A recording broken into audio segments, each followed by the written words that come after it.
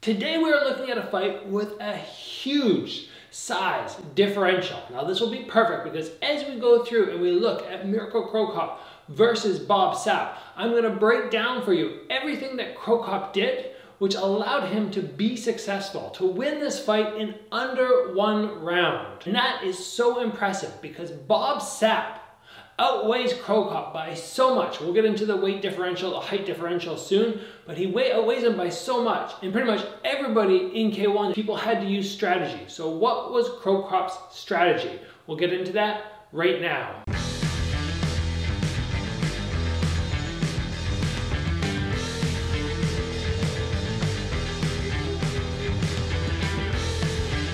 This is a great episode for anybody out there who's the small guy at the gym. If you're the small guy, you're going up against these guys who are so much bigger, especially if they're beginners. That's what I used to find very frustrating. I was a smaller guy, a guy who's 6'4", 220 pounds would come into the gym and he'd just try and out-muscle me.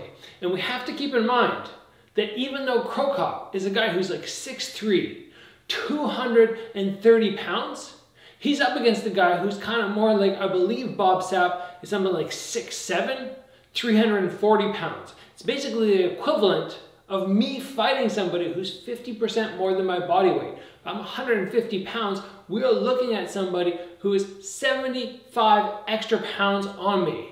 Somebody who's 225 pounds, who's way up here. Yeah, my skill level might be super high, might be better than theirs, but a lot of times that's going to equal a loss, which is why we have weight classes. So let's break down the strategies that Crocop implemented to just shut down Bob Sapp, even though Bob Sapp defeated guys like Ernesto Hoost. So one of the first things we see Crocop implement as soon as the bell rings and Bob Sapp comes charging towards him like a bull, he starts implementing movement, but not movement straight backwards. He goes backwards and then he goes sideways. If his back touches the ring ropes, he takes that sideways angle. And this is something that we were taught very, very early in martial arts. You do not just go straight backwards. You don't go straight backwards because the guy in front of you can move faster forwards than you can backwards. That's the basic idea behind the necessity of cutting angles. Somebody's hunting towards you and then they have to change.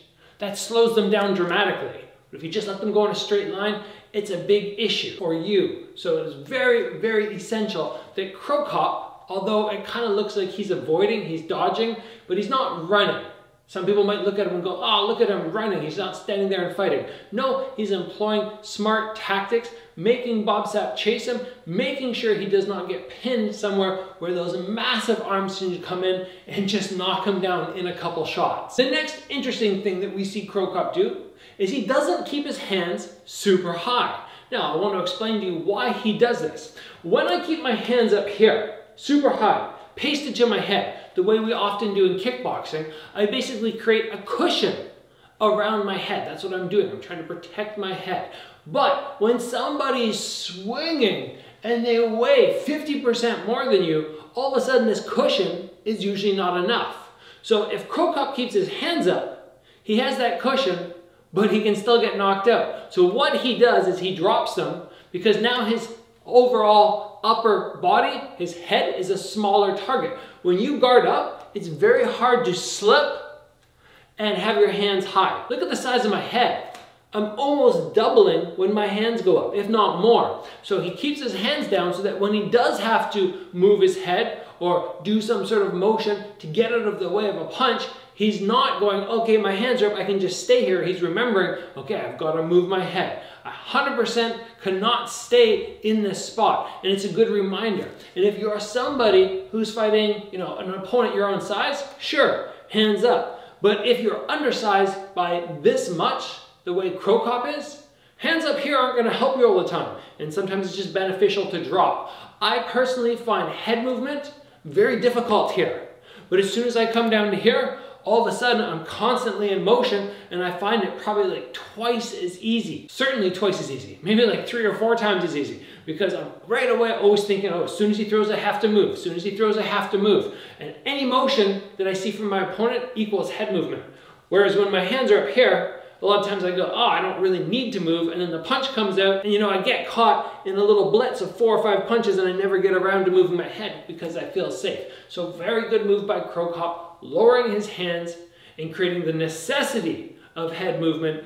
I think it saved him in this fight, because if he would have employed the same strategy as Ernesto Hus, with the hands up, you get cornered, all of a sudden this guy's battering you against the ring ropes, fight can be over. Next up, very often when Bob Sapp starts to move forward, and because Bob Sapp is such a big mass, once he starts moving, he's not going to be able to move backwards very quick. So he starts moving forward, and Crocop fires off that signature left round kick, which is just so effective. He's smart in waiting for Bob Sapp to approach instead of going hunting.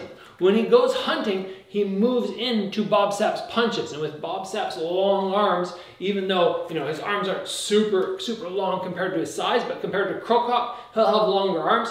Crocop doesn't want to engage in that too much. So every time the movement happens, he comes forward, boom, and then right back to that movement which we talked about. This is a great strategy because it starts to cause a little bit of hesitancy in Bob Sapp, and that's what Crocop needs. Plus, he needs to burn him down. Bob Sapp is most dangerous in that first round. If you can land a few big kicks in there and start to slow him up as you implement that movement and have Bob Sapp trying to chase you more than he normally would, oh, you're going to tire him down that much more. Very important strategy in this fight for him getting the win. Now, we talked about the footwork. And the footwork's good to a certain point because, like we said, we don't want to literally run around the room. So what Crocop also did, which was very important, was when he stopped moving his feet, when he stopped evading, Bob Sapp would whoosh, do a big swing. And you can't always move your feet, but you can always tip your head back. Just a little tip, because generally when people aim for you, they're going to be aiming for the jaw, maybe back to sort of the lower ear level. People don't generally aim to the back of your head, so you only need to shift backwards about 3 inches. So every time Crocop sees that big shot come, whoosh, he just lets it sail by. And this goes in perfectly with our next point. And that is whenever he gets too tight and he's going, okay, I'm too close to fade back, he buries his head right against Bob Sapp, as tight as he possibly can. Have you ever tried to punch somebody who's right here? It's very difficult to gain a lot of power, to find that opening, especially when you're a big guy like Bob Sapp, who's just so jacked through the upper body. You're not super limber. You can't just toss your arm up like that and make it super easy. So combining these 2 points of fading back when Bob Sapp starts throwing those big punches, but then if he gets too close, driving that head in and jamming the shots. You either need to be completely out of range or you need to jam them. And implementing these 2 forward and back strategies of the head just made such a difference in Bob Sapp really landing nothing of consequence to the head in this fight. And then we already talked about him not landing anything off the gloves. Well, all of a sudden he's swinging from midair, or he's got this guy, this smaller guy, stuffed against his chest and he's trying to deal with it. But let's not forget, Crocop is a decently strong guy, no question. So he's able to get to the inside with Bob Sapp and just let his weight kind of fall against him. Bob Sapp has to fight back and try and punch. It's not going to work very well for him. And then finally, we get to the end of the fight. A beautiful left round kick. Once Bob Sapp has kind of got complacent, tired, he's going, oh, I don't have the energy to keep moving forward. We see Crocop fire in that big left round kick, come down with the cross. The reason Bob Sapp falls to the ground, and people say like, oh, he looks like a baby on the ground. Well, yes, he's in pain because that shot apparently broke his orbital bone. And that is a very painful thing. When you see high-level fighters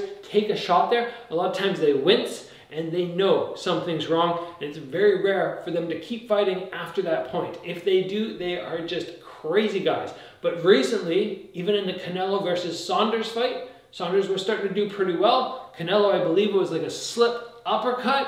And once he landed that, you could see Billy Joe Saunders just have to ease back. And then in between rounds, they had to pull the plug. Like, yeah, we're not fighting anymore with a broken orbital bone. So the power that Crocop was able to get once he threw that round kick, came down, kaboom! That's very impressive, especially against a guy as big as Bob Sapp. That is a big head. Those are some big bones in there. I'm sure the orbital bone is not a super strong one, but still a very impressive shot. And overall, a great strategy to deal with an opponent who is just so much larger than you. Now keep in mind, many of these strategies I would not recommend if you're fighting somebody your own size. This is when you end up against somebody who completely outstrengthens you. They're not even on the same scale. If you try and fade back or dip your head in, both of those probably not great ideas, because most of those guys who are around your size, if you fade back here, once they miss with the first shot, they're coming with the second. But when it was Bob Sapp, once he misses, he's missed. There's no second shot. And if you bury your head deep against somebody your own weight, they're probably going to be trying to grab your head. They're going to be putting little pop shots in on your face. You have to be very careful with this strategy, but it's one that was very impressive in my opinion for somebody who is so enormous. So guys, I hope you enjoyed this video. If you want to go back and watch the full fight, I will throw a link down below so you can just watch the whole, whatever it is, 2 minutes, 2.5 minutes of Bob Sapp versus Mirko Crocop. If you guys wouldn't mind, please be sure to give the video a like. Of course, get subscribed, support the channel. There's videos coming at you every day. I really appreciate all the love you guys send my way. As always guys, train hard, and I'll see you back here soon for another video.